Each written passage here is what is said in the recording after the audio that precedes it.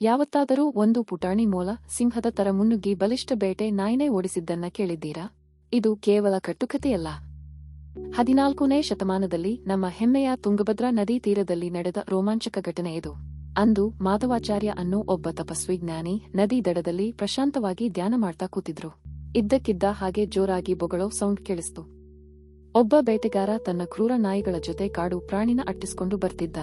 ಆ ಬೇಟೆ ನಾಯಿಗಳು ಒಂದು ಪುಟ್ಟ ಮೊಲನ ಬೆನ್ನಟ್ಟಿದ್ವು.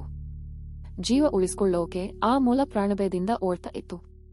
ಆದ್ರೆ ಅಷ್ಟರಲ್ಲೇ ಒಂದು ಪವಾಡ ನಡೆಯಿತು. ದಿಕ್ಕೇ ತೋಚದೆ ಸಿಕ್ಕಿಹಾಕಿಕೊಂಡ ಆ ಪುಟಾಣಿ ಮೊಲ ಇದ್ದಕ್ಕಿದ್ದ ಹಾಗೆ ಹಿಂದಕ್ಕೆ ತಿರುಗಿ ಗತ್ತಿನಿಂದ ನಿಂತುಕೊಳ್ತು. ಅದರ ಕಣ್ಣಲ್ಲಿ ಭಯ ಇರಲಿಲ್ಲ, ಬದಲಿಗೆ ಸಿಂಹದ ತರ ಧೈರ್ಯ ತುಂಬಿತ್ತು.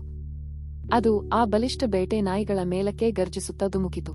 ಪುಟಾಣಿ ಮೊಲದ ಈ ರೌದ್ರಾವತಾರ ನೋಡಿ ಬೆದರಿದ ಆ ಬೇಟೆ ನಾಯಿಗಳು ಹೆದರಿ ಬಾಲ ಮುಡಚಿಕೊಂಡು ಅಲ್ಲಿಂದ ಕಾಲ್ಕಿತ್ತವು. ಇದನ್ನು ಕಣ್ಣಾರೆ ನೋಡಿದ ಮಾಧವಾಚಾರ್ಯರು ಬೆರಗಾದ್ರು. ಇದು ಸಾಮಾನ್ಯ ಮಣ್ಣಲ್ಲ, ಈ ಮಣ್ಣಿನ ಕಣಕಣದಲ್ಲೂ ಧೀರತೆಯ ಶಕ್ತಿಯಿದೆ ಅಂತ ಅವರಿಗೆ ತಿಳಿಯಿತು.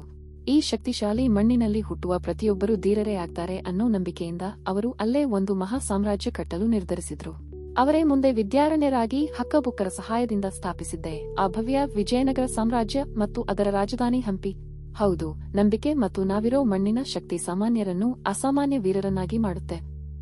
ವಿಜಯನಗರ ಸಾಮ್ರಾಜ್ಯದ ಇಂತಹ ರೋಚಕ ರಹಸ್ಯಗಳನ್ನು ತಿಳಿಯಲು